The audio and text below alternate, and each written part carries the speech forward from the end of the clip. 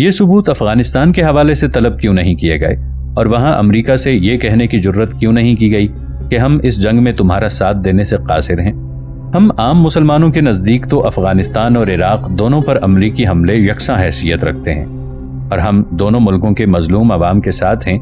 لیکن مسلم حکمرانوں نے افغانستان اور عراق کے لیے الگ الگ معیار کیسے قائم کر لیا ہے اور ان کی مجبوری و بے بسی 1 سال گزرنے سے بھی پہلے امریکہ کے ثبوت طلب کرنے اور ساتھ نہ دینے کے اعلان کے حوصلے میں کیسے تبدیل ہو گئی ہے؟ ہمیں تو لگتا ہے کہ مسلم حکمران افغانستان کی اسلامی نظریاتی حکومت سے خود خائف تھے اور انہیں خطرہ لاحق ہو گیا تھا کہ اگر یہ حکومت کامیاب ہو گئی تو ان کے ملکوں میں استعمار کے مسلط کردہ نظاموں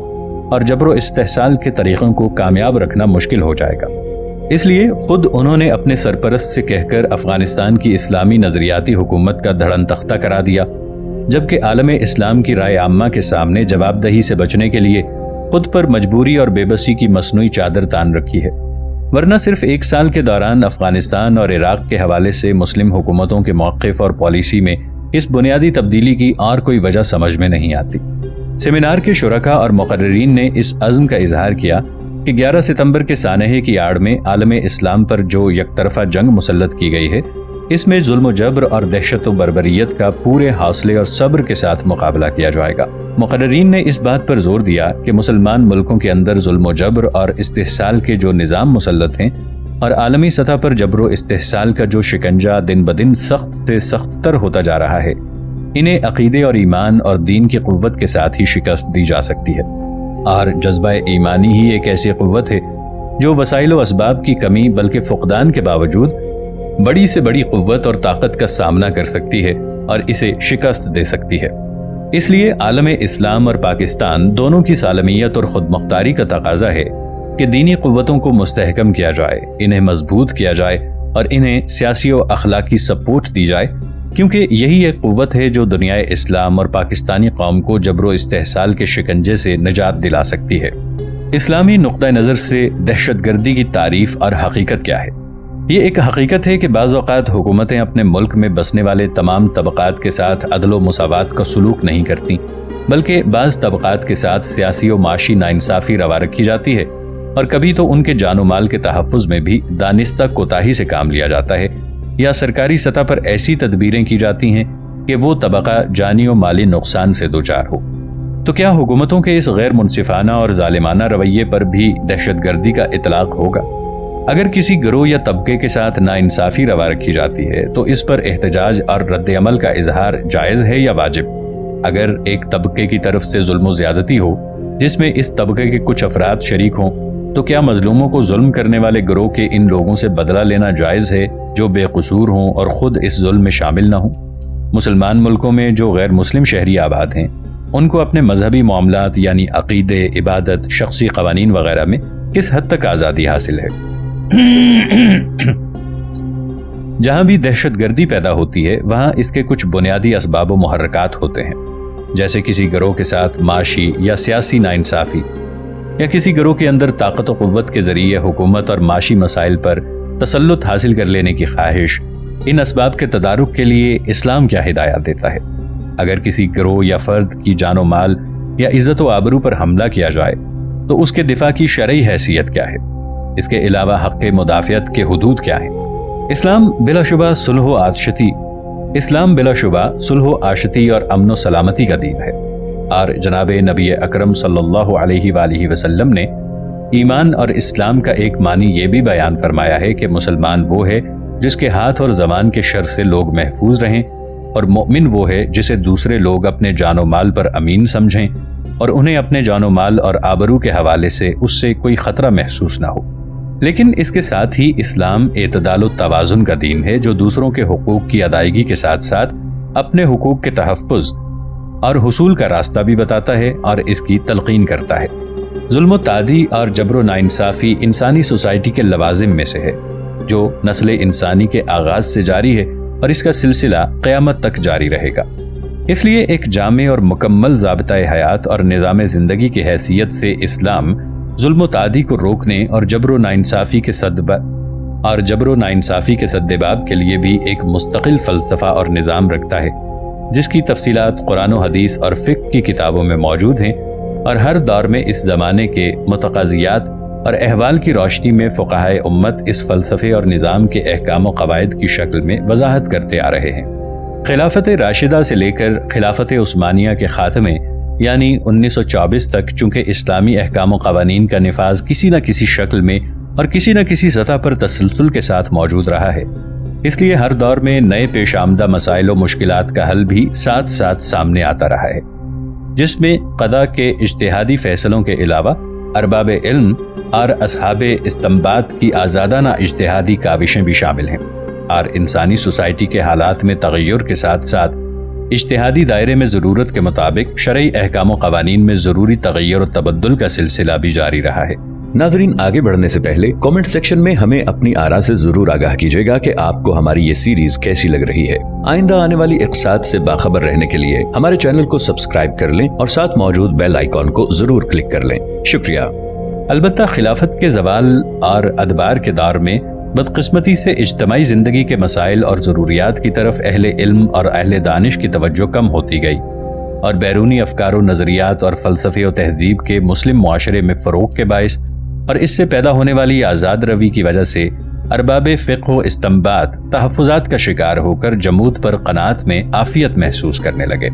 تو جدید پیش آمدہ مسائل اور فکری اور علمی چیلنجز کے حوالے سے استنباط اور اجتہاد کا وہ تسلسل قائم نہ رہ سکا جو تیزی سے آگے بڑھتے ہوئے زمانے کی رفتار کا ساتھ دے سکتا،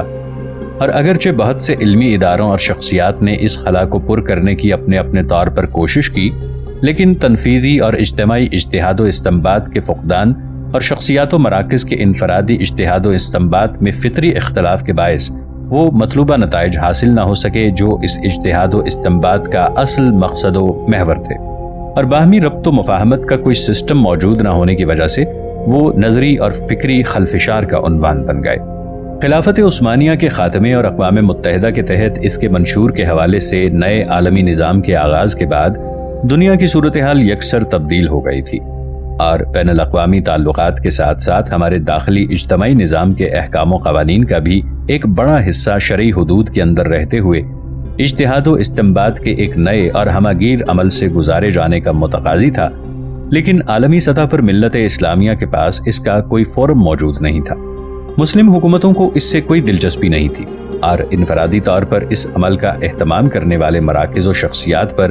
علاقائی، گروہی اور طبقاتی رجحانات کا غلبہ فکری امر ہے۔ اس لیے یہ خلا نہ صرف باقی چلا آ رہا ہے بلکہ فطری انداز میں نہ ہونے کی وجہ سے فکری خلفشار اور انتشار کی کیفیت نمایاں نظر آ رہی ہے۔ اور اس وقت ہماری صورتحال یہ ہے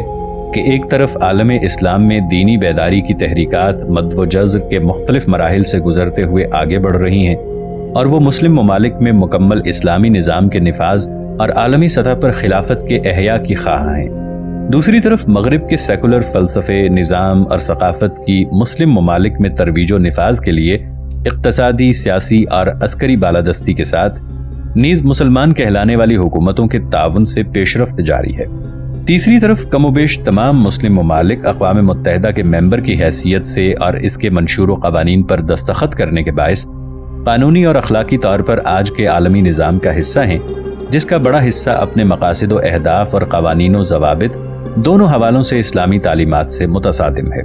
چوتھی جانب عالم اسلام میں دینی بیداری کے رجحانات، اسلامی تعلیمات کے مراکز، قرآن و سنت کے ساتھ غیر مشروط اور بے لچک کمٹمنٹ کے جذبات، اور اسلامی تہذیب و ثقافت کے عالمی سطح پر احیاء کے لیے اسلامی تحریکات کے عزائم مبینہ دہشت گردی کے خلاف اس عالمی جنگ کا براہ راست ہدف ہیں،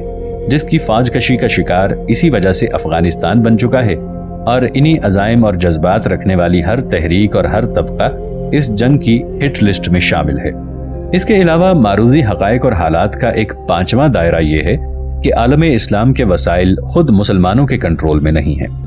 مسلم ممالک اقتصادی اور معاشی طور پر بین الاقوامی مالیاتی اداروں کے تہ در تہ جال میں بری طرح جکڑے ہوئے ہیں۔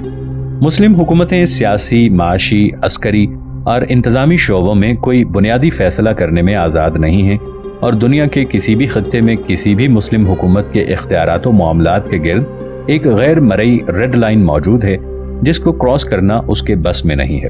اس وسیع تناظر میں دہشت گردی کا اسلامی نقطہ نظر سے جان لینا یقیناً ایک اہم بات ہے۔ اور اس کی ضرورت و اہمیت سے انکار نہیں کیا جا سکتا، لیکن اس جزوی مسئلے سے پہلے بہت سے اصولی معاملات اہل علم کی توجہات کے مستحق ہیں، اور سب سے زیادہ اہمیت کا حامل یہ مسئلہ ہے کہ عالم اسلام کو اس مخمصے سے نکالنے اور اس کی آزادی و خود مختاری بحال کرنے کے لیے ہمارے ارباب علم و دانش جہد و عمل کا کون سا خاکہ تجویز کرتے ہیں، اور وہ ملت اسلامیہ کو موجودہ صورتحال پر قناعت کرنے یا اس سے جان چھڑانے کے لیے کچھ کر گزرنے میں کون سا راستہ اختیار کرنے کی تلقین کرتے ہیں۔ پھر یہ بات بھی غور طلب ہے کہ دہشت گردی کی اسلامی حیثیت اور اس کے بارے میں شرعی احکام و قوانین کی وضاحت کی ضرورت کیوں پیش آئی ہے، اور اس کی اصل غرض کیا ہے۔ اگر تو اس کا مقصد عالم اسلام کی دینی تحریکات کی رہنمائی کرنا ہے اور اس کو یہ بتلانا ہے کہ ملت اسلامیہ کی خود مختاری کی بحالی، خلافت اسلامیہ کے احیاء، عالم اسلام کے وسائل کی بازیابی اور مسلم اقوام و ممالک کے گرد عالمی استعمار کے حصار کو توڑنے کے لیے ان کی جد و جہد کو ان شرعی حدود کا پابند رہنا چاہیے اور انہیں ارباب و علم و دانش کی رہنمائی کے دائرے سے باہر نہیں نکلنا چاہیے، تو یہ ایک مفید اور مثبت عمل ہے جس کی ضرورت مسلم ہے اور اس کی اہمیت سے انکار نہیں کیا جا سکتا۔ لیکن اگر اس سارے عمل کی غرض دہشت گردی کے حوالے سے عالمی استعمار کو مطمئن کرنا اور قائدین و مختلفین کو ان کے قعود و تخلف کے لیے جواز اور اس کے دلائل فراہم کرنا ہے، تو اس سے زیادہ قابل نفرین عمل کا موجودہ حالات میں تصور بھی نہیں کیا جا سکتا۔ جہاں تک عالم اسلام کی بعض عسکری تحریکات پر دہشت گردی کا لیبل چسپاں کرنے کا تعلق ہے، اس کے بارے میں ایک اصولی بات ہر شخص کے ذہن میں رہنی چاہیے کہ عمل کے احکام سے رد عمل کے احکام مختلف ہوتے ہیں، اور کسی ایکشن پر جن قواعد و ضوابط کا اطلاق ہوتا ہے اس کے ری ایکشن پر انہی قواعد و ضوابط کا کلیتاً اطلاق نہیں کیا جا سکتا۔ یہ اصول دنیا کے ہر قانونی نظام میں تسلیم شدہ ہے، اور قرآن کریم نے بھی سورۃ النساء آیت 148 میں اس اصول کو اس حوالے سے بیان فرمایا ہے کہ کسی شخص کا بری بات کو ظاہر کرنا اللہ تعالیٰ کے نزدیک پسندیدہ نہیں ہے، مگر مظلوم کو اجازت ہے کہ وہ اپنے اوپر ظلم و زیادتی کو روا رکھنے والے ظالم کی برائی کو ظاہر کرے۔ گویا جس بات کی ایکشن اور عمل میں شرعاً اجازت نہیں ہے، ری ایکشن اور رد عمل میں قرآن کریم اس کی اجازت دے رہا ہے۔ اس سے یہ بات بخوبی سمجھ میں آ جاتی ہے کہ کوئی مظلوم رد عمل میں کوئی ایسی بات کر گزرتا ہے جس کی عام حالات میں اجازت نہیں ہے، تو اس کی مظلومیت کا لحاظ رکھتے ہوئے اس معاملے میں اس سے درگزر کر دینا ہی اسلامی تعلیمات کا تقاضا ہے۔ اس لیے واقعاتی پس منظر کی تفصیل میں جائے بغیر اصولی طور پر یہ عرض کرنا ضروری معلوم ہوتا ہے کہ عالم اسلام کی جن تحریکات اور گروپوں کو دہشت گرد قرار دیا جا رہا ہے، ان کے بارے میں اس بات کا جائزہ لے لینا چاہیے کہ اگر وہ غلبے اور اقتدار کے شوق میں ایسا کر رہے ہیں اور حکمرانی کی حرص نے انہیں ہتھیار اٹھانے پر مجبور کر دیا ہے، تو ان کے دہشت گرد ہونے میں کوئی شک نہیں ہے۔ لیکن اگر انہیں کسی طرف سے ہونے والے مظالم اور جبر نے رد عمل کے طور پر اس راستے پر ڈال دیا ہے اور جبر و استبداد کے حصار کو توڑنے میں دیگر کسی متبادل حربے اور کوشش میں کامیابی کا کوئی امکان نہ دیکھتے ہوئے تنگ آمد بجنگ آمد کے مصداق وہ ہتھیار اٹھانے پر مجبور ہوئے ہیں،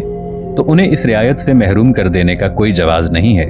جو خود اللہ تعالیٰ نے سورۃ النساء کی آیت 148 میں مظلوموں کے لیے بیان فرمائی ہے۔ پہلا سوال یہ ہے کہ اسلامی نقطہ نظر سے دہشت گردی کی تعریف کیا ہے؟ اس سلسلے میں عرض ہے کہ قرآن کریم نے سورۃ المائدہ کی آیت 33 میں محاربہ کا جو حکم بیان فرمایا ہے، ہمیں اس پر غور کر لینا چاہیے۔ اس میں اللہ تعالیٰ نے جن لوگوں کو سزا کا مستحق بتایا ہے، ان کے دو وصف بیان فرمائے ہیں۔ ایک یحاربون اللہ ورسولہ، کہ وہ اللہ تعالیٰ اور اس کے رسول کے خلاف جنگ لڑتے ہیں، جس سے مراد ہمارے خیال میں یہ ہے کہ وہ اللہ تعالیٰ اور اس کے رسول صلی اللہ علیہ وآلہ وسلم کے قائم کردہ نظام سے بغاوت کرتے ہیں۔ دوسرا وَيُسْعَوْنَ فِي الْأَرْضِ فَسَادًا، کہ وہ زمین میں فساد پھیلانا چاہتے ہیں، جس کا معنی آج کی معروف زبان میں یہ ہوگا کہ وہ امن عامہ کے لیے خطرہ بن جاتے ہیں۔ اس آیت کریمہ کی روشنی میں ہمارے ناقص فہم کے مطابق جو لوگ کسی جائز اور قانونی سسٹم کے خلاف ناجائز طور پر بغاوت کرتے ہیں اور عام شہریوں کی جان و مال کے لیے بلا وجہ خطرہ بن جاتے ہیں، وہ دہشت گرد کہلائیں گے۔ کسی حکومت کے جائز اور قانونی ہونے کے لیے اس دور کے عرف کو دیکھا جائے گا کہ اس وقت بین الاقوامی تعامل اور عرف کی روح سے کون سی حکومت کو جائز اور قانونی سمجھا جاتا ہے، جبکہ بغاوت کے جائز یا ناجائز ہونے میں بھی اسی بین الاقوامی عرف کا اعتبار ہوگا۔ لیکن اس میں ایک بات کو ملحوظ رکھنا ہوگا کہ عرف اور تعامل اور چیز ہے، اور کسی مخصوص مسئلے پر عالمی برادری کا طرز عمل اس سے بالکل مختلف معاملہ ہے۔ جس کا تجربہ ہمیں حال ہی میں افغانستان کے حوالے سے ہوا ہے کہ وہاں طالبان کی حکومت نے ملک کے 90% علاقے کا کنٹرول حاصل کر لیا تھا۔ دارالحکومت کابل بھی ان کے کنٹرول میں تھا اور ان کے زیر اثر علاقے میں امن کا قیام اور ان کے احکام کی عملداری بھی تسلیم شدہ ہے۔ آج کے بین الاقوامی عرف میں کسی حکومت کو تسلیم کرنے کے لیے یہ باتیں کافی سمجھی جاتی ہیں، بلکہ اس سے کمتر اہداف حاصل کرنے والی حکومتیں بھی تسلیم کر لی جاتی ہیں۔ لیکن اس کے باوجود عالمی برادری نے افغانستان میں طالبان کی حکومت کو تسلیم نہیں کیا، بلکہ اس پر فوج کشی کر کے اسے جبراً ختم کر دیا۔ اس لیے ہمیں حقیقی عرف و تعامل اور وقتی طرز عمل میں فرق کو ملحوظ رکھنا ہوگا،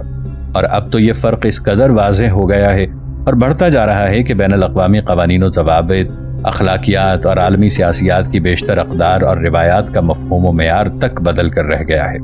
اگر کوئی حکومت اپنے ملک کے کسی طبقے کے ساتھ انصاف نہیں کرتی اور ان کے سیاسی حقوق اور جان و مال تک کو خطرہ لاحق ہو جاتا ہے، تو کیا اس حکومت کے ایسے طرز عمل کو بھی دہشت گردی قرار دیا جا سکتا ہے؟ گزارش ہے کہ کوئی حکومت اپنی رعیت کے کسی طبقے کو اس کے جائز حقوق سے محروم رکھتی ہے اور اس محروم رکھنے میں ریاستی جبر کا ایسا عنصر بھی شامل ہو جاتا ہے جس سے اس طبقے کے وجود اور اس کے افراد کی جان و مال کو خطرات لاحق ہو جاتے ہیں، تو یہ بات یقیناً ریاستی دہشت گردی کہلائے گی۔ تیسرا سوال یہ ہے کہ اگر کسی گروہ یا طبقے کے ساتھ ناانصافی روا رکھی جاتی ہو تو اس پر احتجاج اور رد عمل کی کیا حیثیت ہے، اور کیا مظلوم کا ظالم کے خلاف اٹھ کھڑا ہونا بھی دہشت گردی کہلائے گا؟ اس سلسلے میں گزارش ہے کہ مظلوم کو ظلم کے خلاف آواز اٹھانے کا دنیا کے ہر قانون میں حق حاصل ہے، اور اسلام بھی اسے یہ حق دیتا ہے۔ اب اس حق کی درجہ بندی کہ یہ جائز ہے یا واجب، اس کا انحصار اس وقت کے حالات پر اور مظلوم کی ثوابدید پر ہے۔ اسلام نے اس کے 2 درجے رکھے ہیں، عزیمت اور رخصت۔ اگر وہ عزیمت پر عمل کرتا ہے اور اپنے حق کے لیے ظالم کے خلاف جد و جہد کرتا ہے تو اسے اس کا حق حاصل ہے، اور اگر صبر و تحمل کے ساتھ رخصت کا راستہ اختیار کرتا ہے تو اس کے لیے اس کا جواز بھی ہے۔ چنانچہ جناب نبی اکرم صلی اللہ علیہ وآلہ وسلم کا ارشاد گرامی ہے کہ جو شخص اپنی جان کی حفاظت میں مارا گیا وہ شہید ہے، جو شخص اپنے مال کی حفاظت میں مارا گیا وہ شہید ہے، اور جو شخص اپنی عزت کی حفاظت میں مارا گیا وہ بھی شہید ہے۔ اس ارشاد نبوی صلی اللہ علیہ وآلہ وسلم سے معلوم ہوتا ہے کہ اگرچہ رخصت پر عمل کی اجازت ہے لیکن ترجیح بہرحال عزیمت ہی کو حاصل ہے۔ باقی رہی بات ہتھیار اٹھانے کی تو فقہائے کرام کی تصریحات سے معلوم ہوتا ہے کہ شخصی اور انفرادی معاملات میں تو قانون کو ہاتھ میں لینے اور ہتھیار اٹھانے کی شرعاً اجازت نہیں ہے، اور ایسا کرنا بغاوت کے زمرے میں آئے گا۔ البتہ اجتماعی معاملات میں مسلم حکمرانوں کی طرف سے کفر بواح کے ارتکاب اور مسلم اکثریت پر غیر مسلم اقلیت کا جبری اقتدار قائم ہو جانے کی صورت میں ہتھیار اٹھانے کی اجازت ہے، جو بسا اوقات فرض کا درجہ بھی اختیار کر جاتا ہے۔ جیسا کہ دہلی پر ایسٹ انڈیا کمپنی کا اقتدار قائم ہو جانے کے بعد حضرت شاہ عبدالعزیز محدث دہلوی رحمۃ اللہ علیہ اور دیگر اکابر علماء کرام نے جہاد کا فتویٰ صادر کیا تھا۔ حملہ آور قوت کے خلاف اپنی آزادی اور خود مختاری کے لیے ہتھیار اٹھانے کے حق کو دنیا کے ہر قانون میں تسلیم کیا جاتا ہے، اور اسے حریت اور آزادی کی جنگ سے تعبیر کیا جاتا ہے، اور اسے دہشت گردی قرار دینا ایسا ہے جیسے یہ کہہ دیا جائے کہ برطانوی استعمار سے آزادی کے لیے جن امریکی حریت پسندوں نے ہتھیار اٹھائے تھے اور اس جنگ میں انہوں نے متعلقہ اور غیر متعلقہ ہزاروں افراد کو موت کے گھاٹ اتار دیا تھا، وہ حریت پسند نہیں تھے بلکہ دہشت گرد تھے، اور اسی طرح دنیا بھر کی وہ تمام اقوام اور ممالک دہشت گرد قرار پائیں گے جنہوں نے غیر ملکی قابضین اور نوآبادیاتی حکمرانوں کے خلاف جنگ لڑ کر آزادی حاصل کی ہے۔ چوتھا سوال یہ ہے کہ اگر کسی طبقے کے کچھ افراد نے ظلم کیا ہے تو کیا مظلوموں کو یہ حق حاصل ہے کہ اس طبقے کے دوسرے افراد کو انتقام کا نشانہ بنائیں جو اس عمل میں شریک نہیں تھے؟ اس سلسلے میں عرض ہے کہ جہاں تک غیر متعلقہ لوگوں کو انتقام کا نشانہ بنانے کا تعلق ہے، اسلام اس کی کسی صورت میں اجازت نہیں دیتا۔ یہ بھی اسی طرح کا ظلم ہوگا جس کا وہ مظلوم خود نشانہ بن چکے ہیں۔ البتہ ظالموں کے خلاف کارروائی کے دوران کچھ لوگ ناگزیر طور پر زد میں آتے ہوں تو ان کا معاملہ مختلف ہے۔ جناب نبی اکرم صلی اللہ علیہ وآلہ وسلم نے جہاد میں عورتوں، بچوں، بوڑھوں اور غیر متعلقہ افراد کو قتل کرنے سے صراحتاً منع کیا ہے۔